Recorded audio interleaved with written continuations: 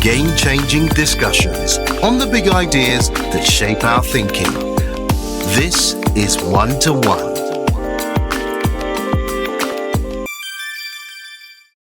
Africa creates the culture the world celebrates. So why doesn't it capture the value? Steve Babaeko is the founder and group CEO of X3M Ideas, one of Africa's most influential creative networks. Named by Adweek as one of the top 100 creatives in the world, he has risen from the copywriting trenches in Kaduna to becoming the leading voice for African creativity and representation.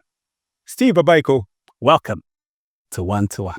Thank you so much, Tokunbo. I'm so excited to be here. Pleasure's all mine. It's really exciting for me to have you here. Thanks. So we're going to dive straight in. And I'm just going to talk a little bit about you to begin with. You're founder and group CEO of X3M Ideas. It's one of Africa's most influential creative networks, no doubt about it. You were named by Adweek as one of the top 100 creatives in the world. Thank you. Amazing. You've risen from relative obscurity in the copywriting trenches of Kaduna, and you've become a leading voice of African creativity worldwide. Thank you, Tokunbo. Quite an ambassador you are. Yeah. So here's my question. Sure. Africa creates the culture the world is increasingly craving and celebrating. So why is it that we do not capture the value? Well, I mean, again, it didn't start today, but it's something that I hope can't stop today. Okay, and I say that because if you look back into old Nigeria, the old Western region, the Western part of Nigeria, it used to be a region governance then under the auspices of the very visionary Obafemi Awolowo, the premier of the Western Nigeria. They had this cash cow that's called cocoa. Oh, yes. Out of that, yes, they built the Cocoa House. They built Western Nigerian Television, which was the first TV station in West Africa. A lot of all of those things. But guess what? No chocolate. Absolutely. So we basically just exported the raw material. Yeah. And then a small country like Belgium that's not even the size of Ogun State will go add value and sell it back to us at premium. And I think that's what's happening all over again, which is unfortunate. So if you look at all of the major pipelines that we export our creativity, we're just exporting raw talent. And if you look at it, culture, especially African culture, is the cocoa of 2025. So now what happens is whether you're looking at music, movies, and all of the other touch points for creativity for Africa, we own the talent, but we don't own the pipeline through which those talents are distributed and through which values are generated. Of course. We don't own distribution. We don't own mostly IP rights these days because foreign labels are signing all of the artists here, the major artists, of course, and we don't own the Netflixes and all of the other distribution channels. Correct. So what we need to do as the next step is to make sure that we don't make the mistake of the past by quickly auto-correcting. And this is where the government needs to step in. Sure. I tell people, it's interesting to say, or it's easy to say, oh, Burna Boy, Wizkid, or Davido shut down an arena of 40,000 people in the US. It's easy to say. But what we miss is the fact that there's so much business behind that number. Yes. A taxi driver or chain of taxi drivers drove people to the location. Yep. Or they went by train. They went by rail. People are going to make money. Some people decide to sell food and confectionaries and drinks. Yeah. They're going to make money. Sure. There's going to be stage hands and all of the other security people. So there's so much dollars behind that number we just casually pronounce. And what happens is they are basically building other people's economy. How can we reverse engineer this process by creating venues? Because the things we need to do in Nigeria is to create those venues where Davido and Burna Boy can come and perform. Sure. And all of those economic movement that we see in other economy can then happen in Nigeria. But for that to happen, security must be in place, the venues must be in place, and all of the other support infrastructure that should back this up must be in place. So in other words, structure. We have to institutionalize our industry. It's the same story, not just in your industry, but in many everywhere, even in advertising. If you look at the 70s and the 80s, especially, I think it was during the regime of Olusegun Obasanjo in his first coming as a military head of state, that the indigenization decree happened. And then advertising fell within the sphere of industries that locals can now own. Yes. But after that, what then happened? People found it a lot more convenient to now take the last name of other agencies. They had this thing they call affiliation. So the Saatchis, the Ogilvies of this world, the DDBs all came here. Yeah. And we just took it was the easy way out. Yeah. So we took their surname, and then whatever business they have here, we just acquired by default. But experience and history now has taught us that perhaps it was not the smartest of moves, because human beings built those networks. Correct. So when it came to our turn is why X3M has decided to say, we don't want your last name, we don't want your surname, we're X3M Ideas. We're going to build our own network. And that's why from just one shop in Lagos, we now have presence in about 9 countries, including the United Kingdom. Yes. Now we're getting offers from other parts of Africa to say, we love what you're doing. We would like to acquire your last name. Yes. Acquire your last name. Absolutely. And that's precisely the way it should be. Absolutely. And we're going to delve a little bit further into that, but I love the way you've introduced us to this. So let's come back and talk about you and how you began your journey. So you began your creative journey in Kaduna? Well, I call it my birthplace because I was born there. Yes. But originally I'm from Kaba in Kogi State. State. Unfortunately, we'll be hearing all kinds of news about the very beautiful city lately with bandits and everything ravaging that area. But it's a beautiful place. I love Kaba. I love my state, but that's where I've come from. But I believe the North basically raised me. Yes. I did most of my early schooling in the North. I went for my A-levels, I was at the Federal School of Arts and Science, Suleja in Niger State. And then after that, I went to Ahmadu Bello University in Zaria. Yeah.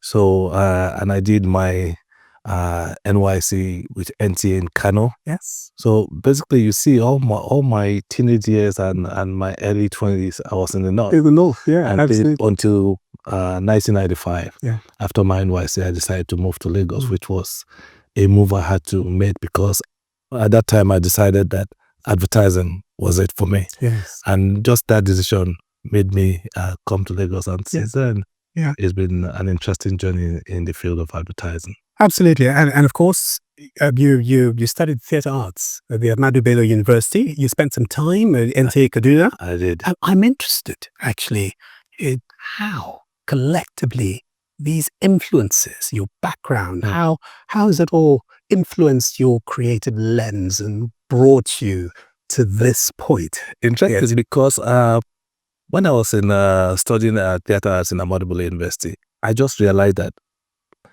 I wanted to major in directing, which was what I did, technical theatre and directing. I didn't want to be front-facing at first, especially when it comes to theatre arts. Yes. But at the same time, if you had asked me when I was in Navy what I would love to become, I think I'd shaped all my energy towards becoming or taking your job.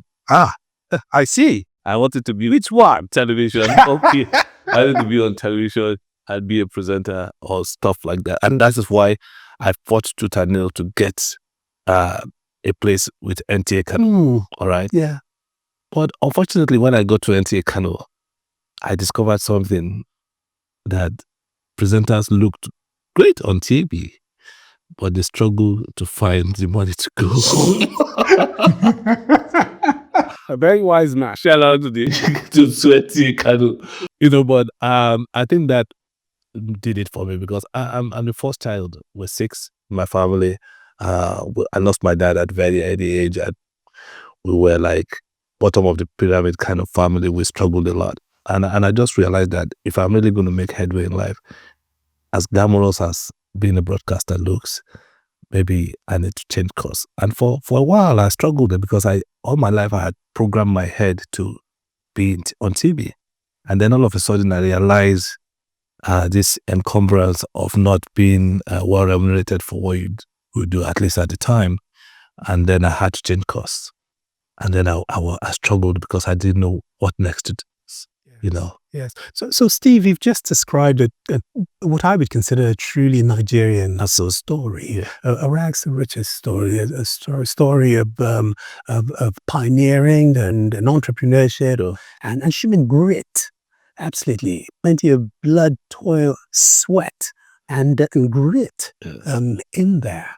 But you've done all of this so that you would be in a position to tell your own story. Sure.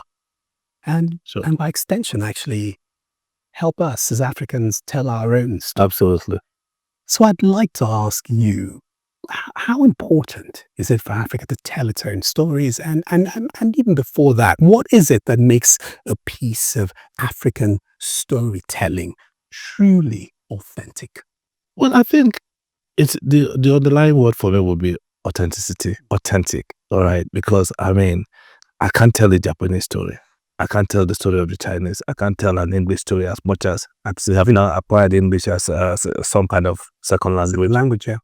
But the only story I can tell without any equivocation or without my lips trembling in the sort of way of I don't know what I'm saying is the African story. Absolutely. I'm here. I'm African.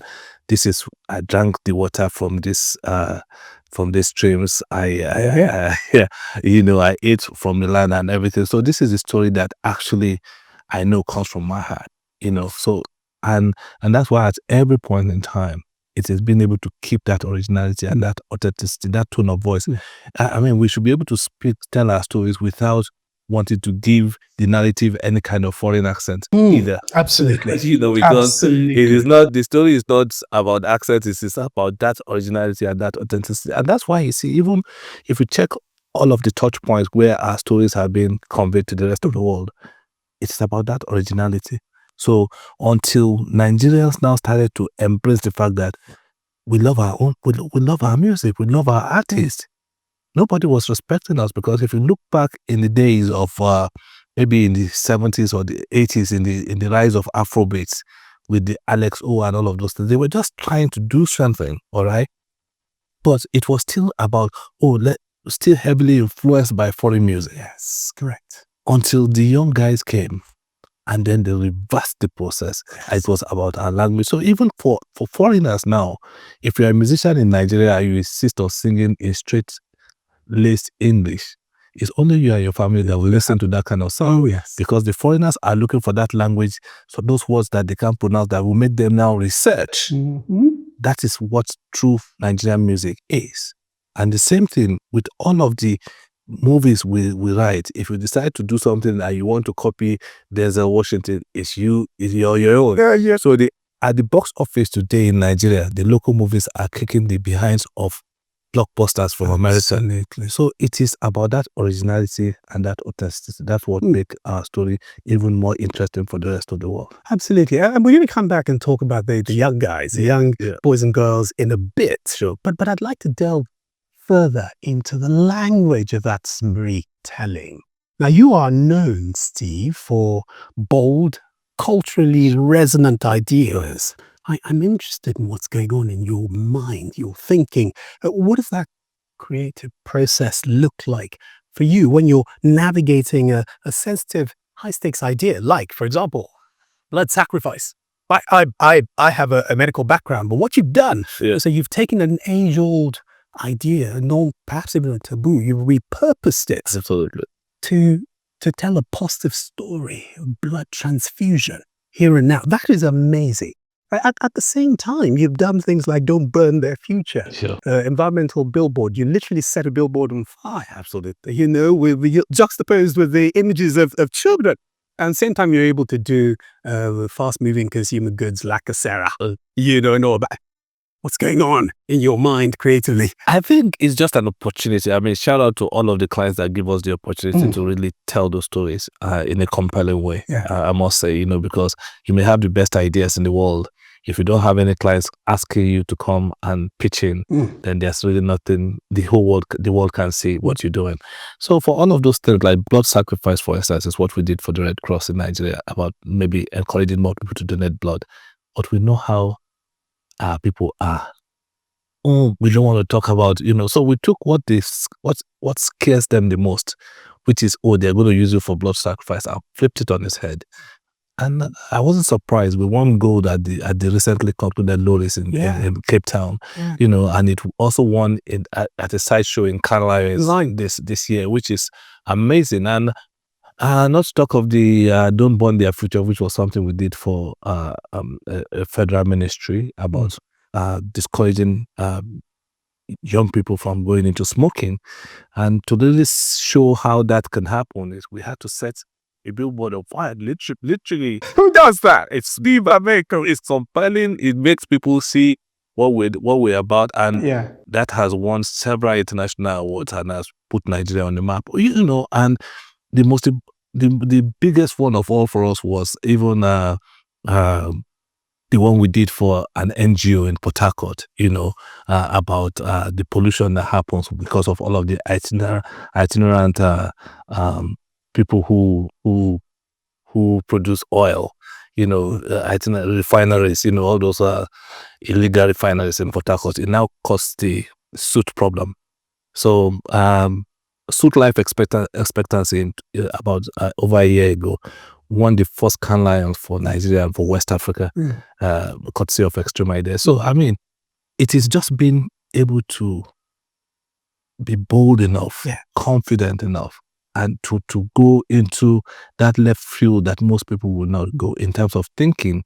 I think that's made us stand out in the marketplace. Absolutely. And I'm hearing, amongst all of this, a socially responsible consciousness. Your work is that deep and meaningful. So I'm going to press further into this for precisely that reason. You founded X3M Ideas in 2012. Absolutely.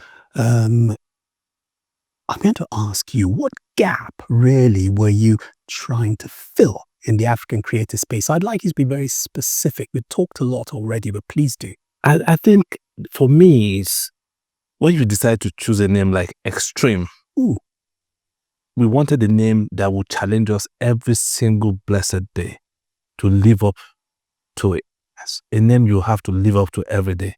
And we just saw that, look, yes, there were a lot of good agencies in town, but have we pushed the envelope? Have we plumbed the depth of creativity enough for you to be able to stand out and help some of the clients that you support to win in that marketplace? I don't think so. So that really was the gap we were trying to fill, just to redefine advertising in Nigeria and the rest of Africa. And I guess because we on record now, we're the first agency in West Africa to win the Cannes Lions. You could say we did succeed in that quest that that journey that we embarked on. Yeah. So really, we've come to the point really, which I'm saying to myself, you're more than an advertising agency. Of course, we've talked about the broader lens of African storytelling already. But I'd like to ask you, what was the moment you realized that X3M Ideas had become bigger than just an agency? Was there an epiphany? Was there a moment? I think there are two moments for me that stand out in my head. Or if I want to be greedy, I could say three. Number one will be winning the Cannes Lions, because as a young creative starting in the business, I realized that there was this global award. It's akin to the World Cup of advertising. That there was this award called the Cannes Lions Festival, and no Nigerian agency had ever won it before. No Nigerian agency had even ever been shortlisted. And for me, I couldn't take it. Okay. And for 17 years, I worked for different agencies. And what I realized that not everybody just takes it as personal as I do, the fact that we have never won this. So when I had the opportunity to start my agency, I made my team realize this goal, this lion, we have to slay it. Okay. And we did. So the moment our name was announced, and you know how it works with Cannes Lions, they don't even say Extreme Ideas. They will say Nigeria just won its first lion. So just being able to put Nigeria on that global map was the day I realized that maybe we have just outdone ourselves here. So that would be number one. Number two will be following up on winning the Cannes Lions. We came back to Nigeria. And the governor of Lagos State, Governor Babajide Sanwo-Olu, was so magnanimous to invite me and my team to the State House to host us. Because you see, in Nigeria, we have this tendency to always gravitate towards footballers. So when footballers win their trophy, no matter whether big or small, government officials are falling all over themselves to shake hands with them, give them houses and give them golden handshakes or whatever. But the fact that the governor was so visionary enough to recognize that moment for what it was and invite us to the State House, for me, I think I'll forever be grateful to him. We tried to reach out to the president at the time, which was President Buhari, but it just didn't happen. Yes. But I mean, I'll forever be grateful to the Lagos State governor. And the third and the final point where I now begin to realize that maybe we have just crossed the Rubicon somewhere in the quest for just legacy building and so many other things was the first school we renovated with our CSR project. I think we decided as a team that, look, it's not okay to just make money off the state. You must put money back.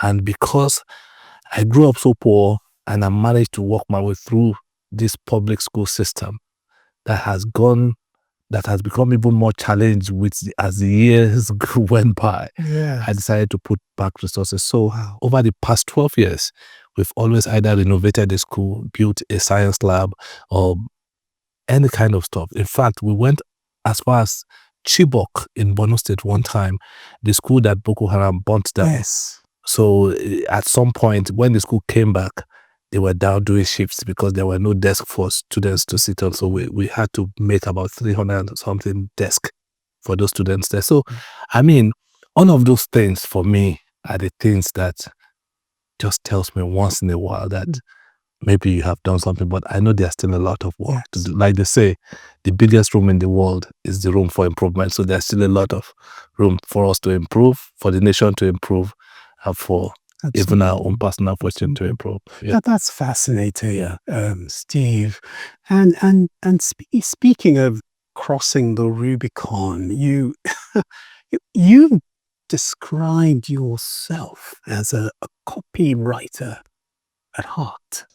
Obviously, you moved on from there, but that is still how you identify yourself along this journey.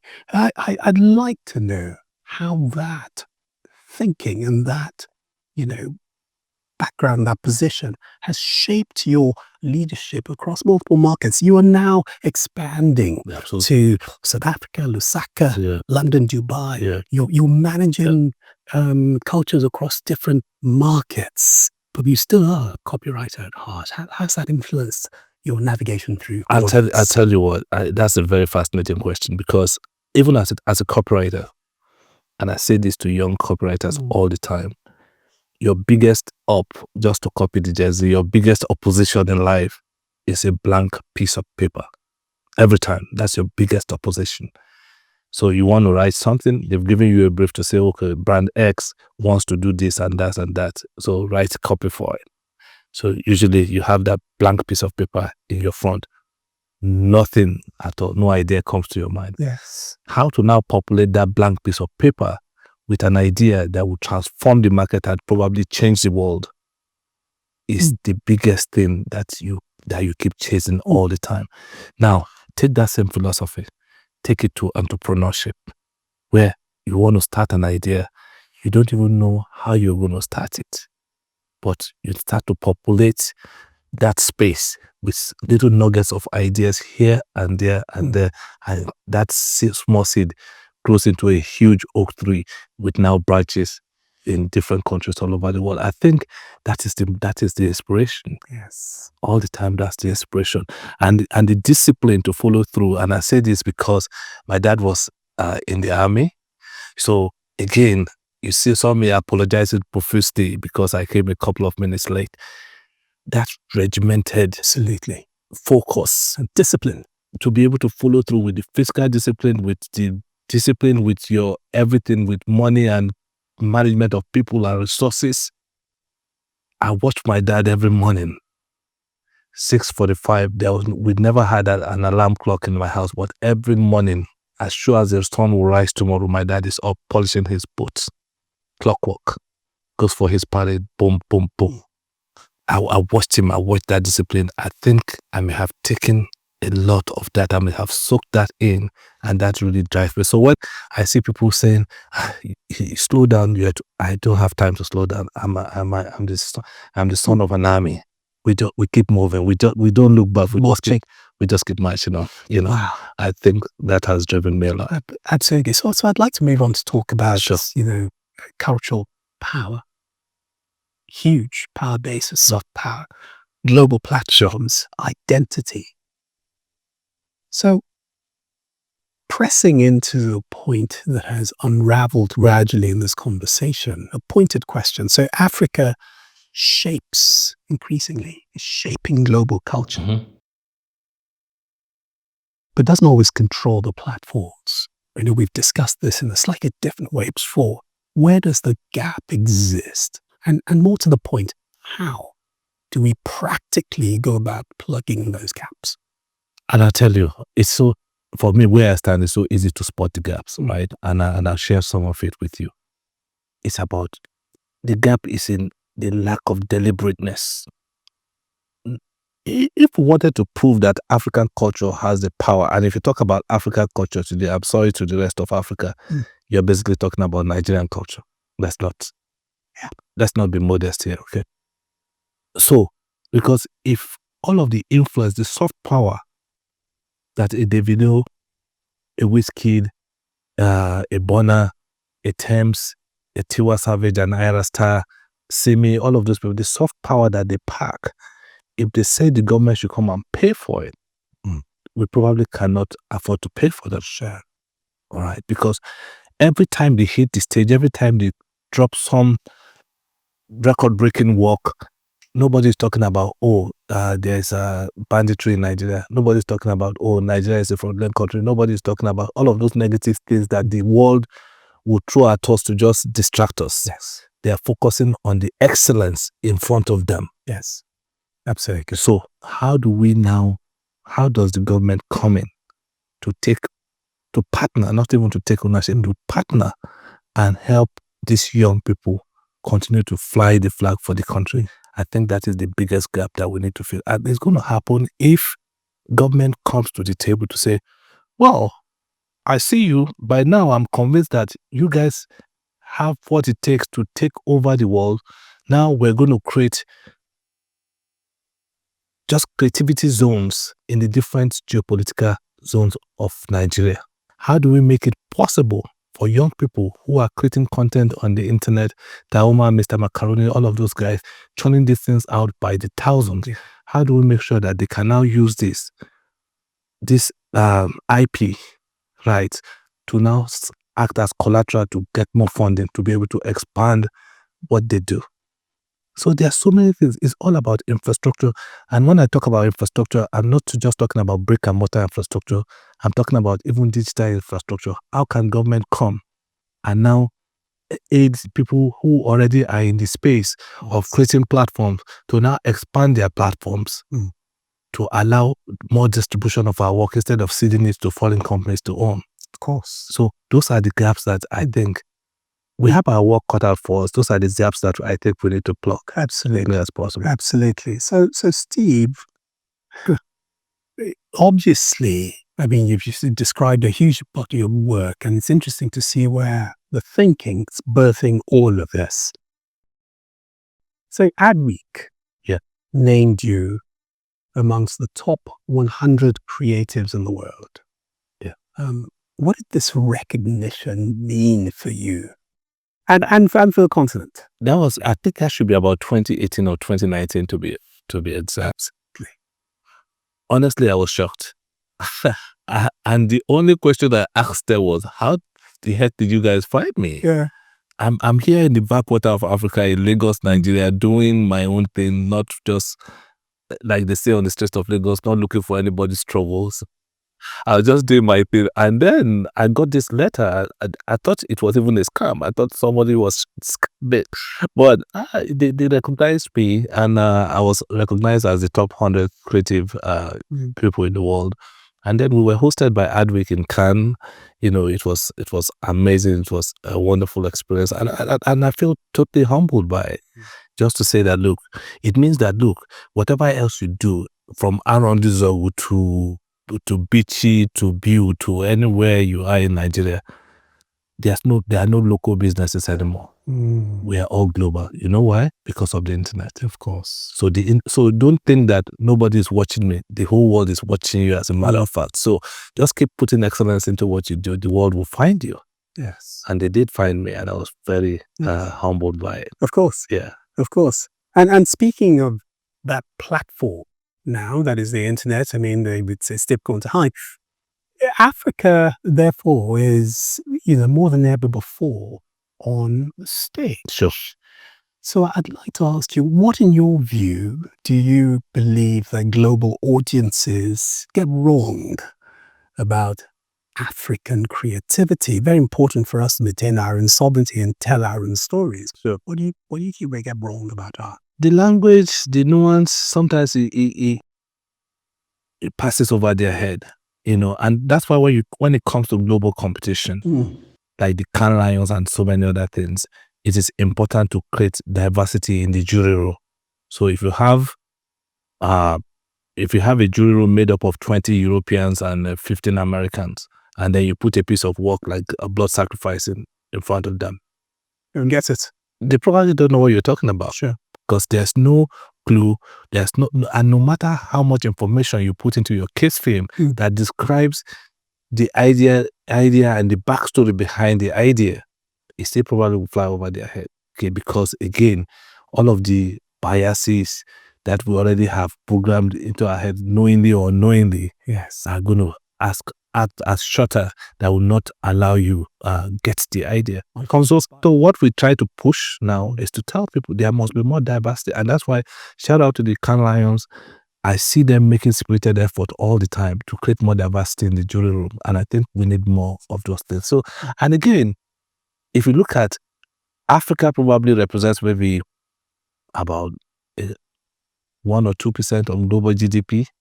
So the tendency is for them, for the global north, to just look at with a little bit of condescension of everything that comes out of Africa, forgetting that Africa owns the future. yes. If you look at population and how it is growing or not growing globally, the Europe and the global north, they are going south. Of course. Africa is the youngest population in the world.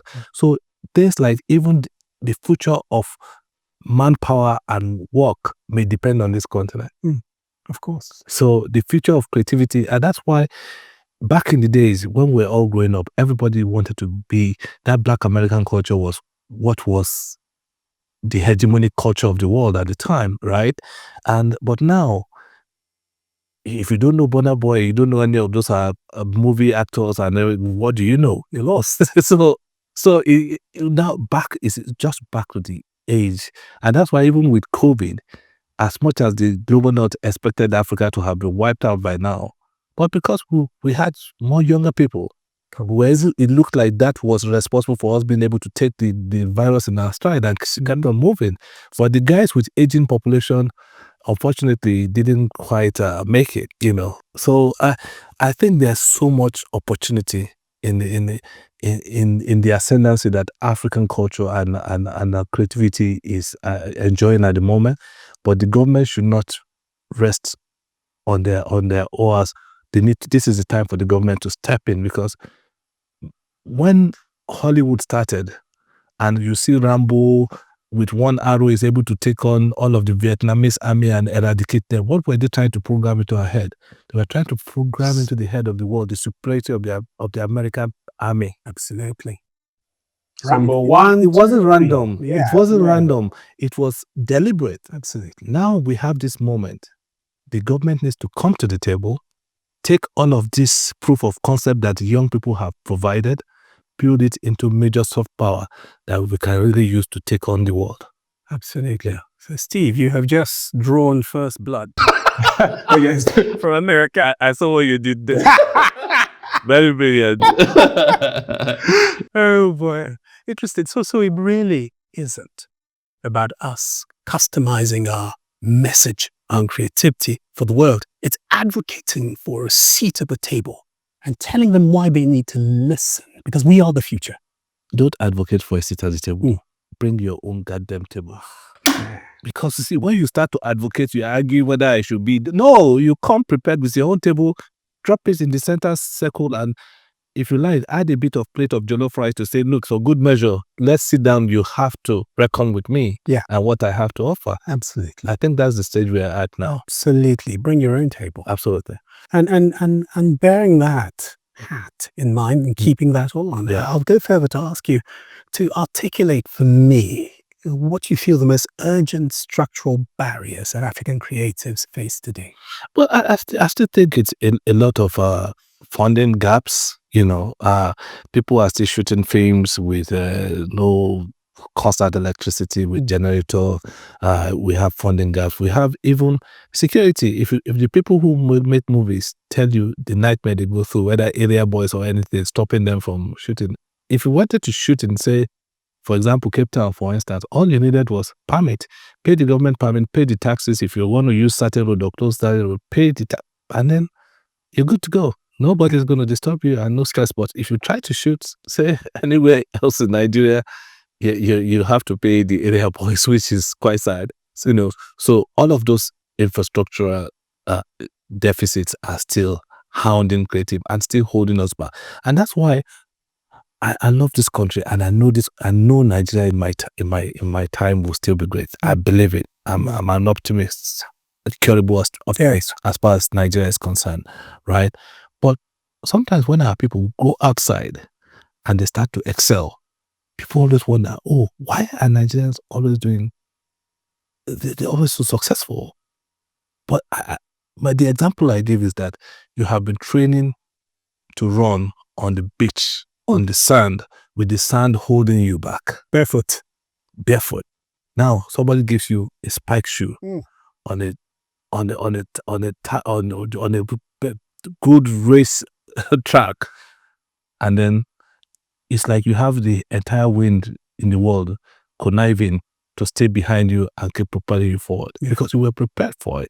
All of this hardship we face here prepares us for greatness. Now imagine what's going to happen when we're able to get all of the challenges bedeviling this country right, and we put all the infrastructures in place. We're going to be another China, because Chinese don't have to go anywhere except if they want to. Correct. Over 1 billion people. The country is big enough for them to thrive. And look at TikTok, look at the major companies emerging out of China and taking the world by storm. That is what will be the fate of this country. And I keep saying the biggest room in the world is the room for improvement. Yes. There's room for improvement. We have a few challenges that the government needs to come alive and tackle. But I believe in this country, because I'm a living testament. This is the fact that, sometimes when I meet people in global conferences, the guys from the global north, always wanting to arrogate anything that is positive to themselves. Oh, you must have schooled abroad. I said, nope. You must have lived abroad. Maybe you lived abroad. Nope. All my life, I lived in Nigeria. I schooled in Nigeria. Everything you see me do here, I learned from Nigeria. All right. So we just need to fix all of the challenges that are surrounding this country, and then we'll see the population just thrive. So Steve, Yeah. from hustle to infrastructure. Absolutely. That was the title of your keynote address At Neck Live 2025. At Neck Live 2025. I was in the audience. Really? Absolutely. I listened to that, and that was a really interesting keynote address. I'm interested actually in your thinking. What exactly are you speaking about? But what I was speaking about is that hustle is what got us here. Talking about creativity and the power and the ascendancy of Nigerian creativity. Hustle got us here. Yes. People will shoot skit with one phone that is almost dead. Maybe actors and producers will just from pillar to post with every kind of innovation to just shoot and can their films. The people in advertising with very little money and startup capital, they start up something that they are building brands. The musician, I'm sure ID Kabasa, if you were to look back at the studio he had maybe in Akoka back in the days, recording the likes of Olamide, if he sees the image today, he'll probably laugh because of course it's gone on to become really prosperous, and we thank God for people like Nice and Ogwaso. You know what I mean? You know, so that hustle got us here. Yeah. But where we need to go to, hustle will not take us there. Only infrastructure will give us a free ride to the next destination. And that's why I say hustle cannot remain a permanent strategy. Hustle can remain a permanent strategy. So do we want to prove that Nigerian creativity can translate to money, influence, and power? It's been proven. The proof of concept is out there. So it's for the financial structure of Nigeria to come to the table to say, how can we play here? There's money to be made for everybody. It's for government to say, how can we help propel this thing further and create the multiple effect? Look at Nigeria, young people all over the place. One of the places you can create like mass employment is in the entertainment space. Like I did say at that seminar, if Davido moves today,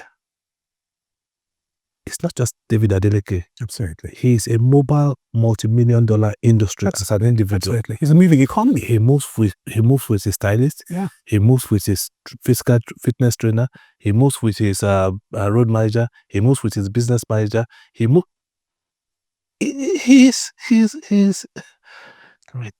an employer of labor. And now take it across all of the other actors and actresses and all of the amazing young people doing fantastic stuff. If the government is able to fast track that process, that will produce more of that. Can engage the youth. And if the youth are engaged, let's not even lose touch with this reality that I'm about to speak now. The bandits and the bad guys wanting to take this country down, and the government and people like us and other people wanting to build this country up, we're all fishing in the same pool. Progressive employers of labor need young people who are willing to work. Sure.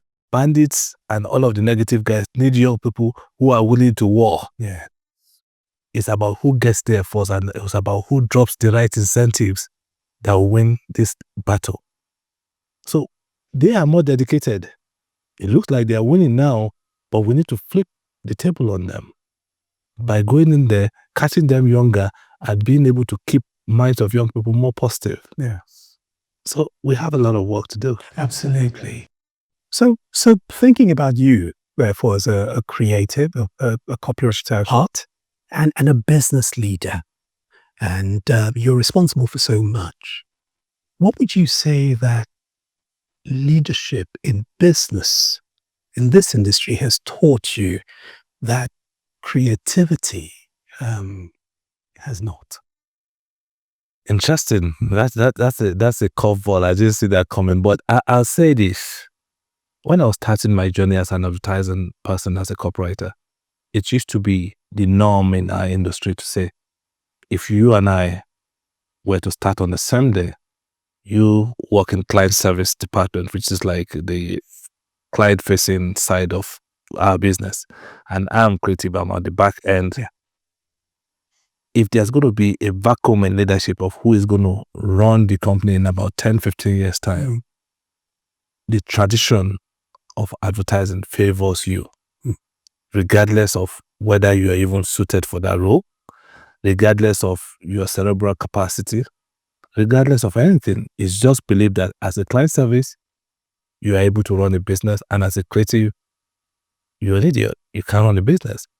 And those are the kind of stereotypes that I wanted to kick down the hill while we started X3M. I wanted to demonstrate that the fact that I'm a creative does not make me anywhere inferior when it comes to being able to occupy a leadership position. Sure. And we did it, and we've demonstrated over the past 2026, we're going into our 14th year of operation, that we can run a successful enterprise. And we have competed with all the so-called chosen kids with the suits and the guys who are client service people to show that, look, we can. The fact that I'm creative makes me a creative business person. And I think if that is the only thing I'm remembered for after I'm gone, I'll be the happiest person ever, because now I have shown that it is possible to be able to dream, because all of the latitude and the elbow room you have as a creative person to go left field and think outside the box is now coming into entrepreneurship. But mind you, if there's any creative out there listening to what I'm saying now, there's a whole lot of self-development that is also required of you. Because for the first 5-6 years of me running X3M Ideas, I went to all kinds of Ivy League schools, and I only took leadership courses in leadership and finance management. Right. I was in Howard, in DC. I was in Columbia, in New York. I was in Harvard. I was in all the schools. You know, I was in all the schools. Every year I went there, and I need to manage human resources, and I need to manage all kinds of material resources, financial resources. How do I do that? And I saw that as a creative, my biggest Achilles heels could be leadership. And I closed that gap real quick. So, yeah. Absolutely. Yeah. So, Steve, yeah, we live in a bold new world, don't we? And we talked earlier about the young new kids on the block. Yeah. And we really are living in their world, aren't we? Sure. So I'd like to ask you, what surprises you, if anything at all, about the new generation of African creatives? I promise you, the only thing that surprises me is that I'm not surprised by whatever they do, right? And I mean that in the most positive way possible. You know, now you have a generation that exists, and they're so bold and so confident. People are going to mistake that confidence for arrogance and cockiness and all kinds of stuff. Absolutely. But they've learned to value themselves a lot. So, I mean, back in the days, in our father's generation, even in my generation, you probably keep a job till eternity. These guys will walk out on a job if they think it messes with their mental health, which we tend to like snigger at and just laugh. We tend to look at it as if they are softer. They're not. And if you see what these young guys are capable of, right? I think the arrogance of the old needs to get dialed down a little bit, because there's so much we can learn from these young guys. Sure. You know, because look at, back when we were growing up, you had to learn the times table. You had to memorize it. Every information you want, you have to go to the end of the world to get it. They grew up in that. They are digital natives. The amount of information they have and their phenotype is incredible. Yeah. So if you compare it to how I probably speak to my children, I'm like, I started my life from the basement, somewhere under the basement, actually. Because of God's mercy, you have the privilege of starting at the third, at least the fourth floor. So if I can achieve the little I've achieved for being under the basement, imagine what you can achieve starting from the third or fourth floor. It's the same thing with this new generation. The amount of things they're capable of achieving because of the access to information, the aid of technology is so incredible. So if I see that from this generation, we find the next Nigerians that are going into other planets or maybe even beat Elon Musk to get to Mars, I will not be surprised. Mm-hmm. Absolutely. Because I think they have so much going for them. All of the other soft issues in terms of behavior, the emotional intelligence, that can always be thought. That can always be thought. But trust me, this is a generation that's going to stand up for itself. They're not going to leave it into your hands or whatever. So absolutely, I think shout out to the Gen Z and all of the young. Correct. And of course, it's important to make the point that Africa is very much a gerontocracy. Is it not? We still have captains. We still have captains of industry, gatekeepers, custodians, and it's very important actually that generation is able to do that. On the other hand, we have unicorns, and there is a certain rite of passage. Absolutely. What would you say in terms of approach? What attitude do you feel that the generation that has gone or is going before ought to have towards the new generation in order to ensure that the baton is indeed handed over in the most effective and responsible manner? I think the attitude is to even that willingness to hand over the baton. It looks like if they can, I'm sure if I'm looking at it from the point of view of the Gen Z, it looks like the older generation wants to take the baton to their grave. And that's what the Gen Z find frustrating. Because if you look at, let's go back to when Yakubu Gowon became the head of state of Nigeria, how old was he? In his 30s. He was even single. He was not even married. So now you have a situation in this country where for you to become anything, to become the CEO of a company, you have to have gray hair coming out from your armpit. And these Gen Z people can't stand it. You understand? So the first thing to learn is to know that, look, when to quit the state, because you keep underestimating these guys thinking they don't have anything to offer. But if you were to just give them the chance, you'll be amazed. You'll be amazed at what they can do. Yes. You know. Interesting topic of discussion. Absolutely. Very topical.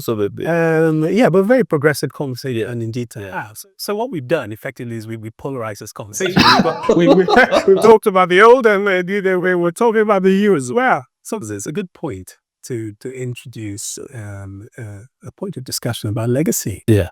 In that case, isn't it? Yeah, sure. So Steve, looking back across your entire body of work, and we've touched on some of them already, what piece feels closest to the legacy that you would like to leave by?